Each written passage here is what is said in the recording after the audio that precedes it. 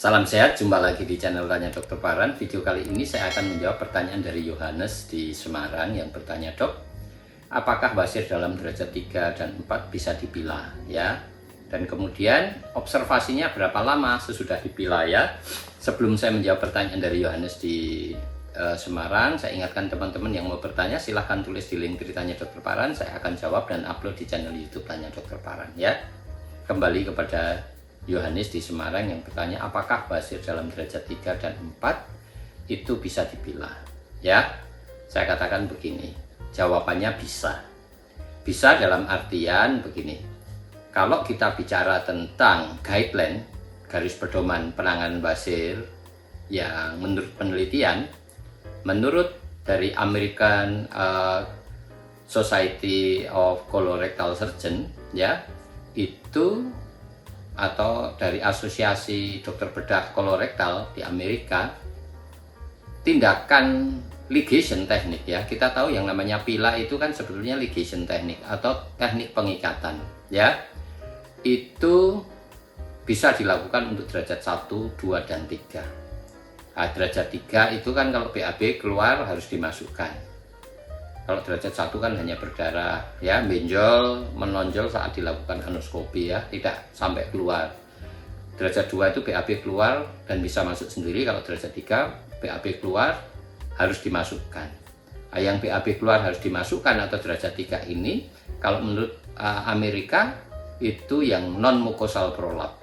Jadi kalau dimasukkan bisa mulus, tidak ada yang masih keluar, begitu lebih bisa dilakukan tindakan pengikatan atau pilah gitu ya.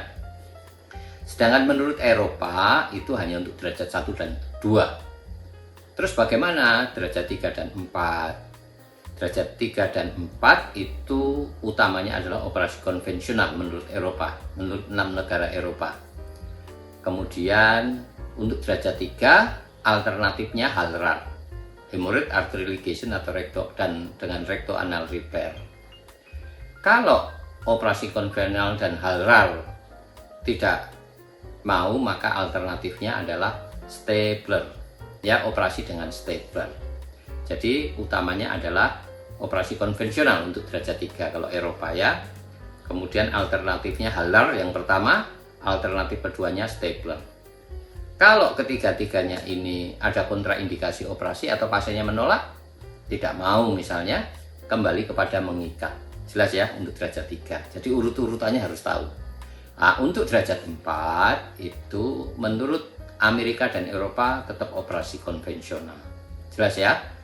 Alternatifnya adalah stapler untuk derajat 4. Nah, kalau operasi konvensional dan stapler ada kontraindikasi atau tidak mau, kembali mengikat. Jelas ya. Nah, kemudian apakah perlu observasi? Kalau itu dibius ya tentunya akan ada observasi dari pembiusan. Kalau dari tindakannya sendiri sih tidak. Kira-kira itu ya Yohanes di Semarang, semoga bisa menjawab. Dan bagi teman-teman yang mau bertanya silahkan tulis di link Tanya Dokter Paran. Saya akan jawab dan upload di channel YouTube Tanya Dokter Paran.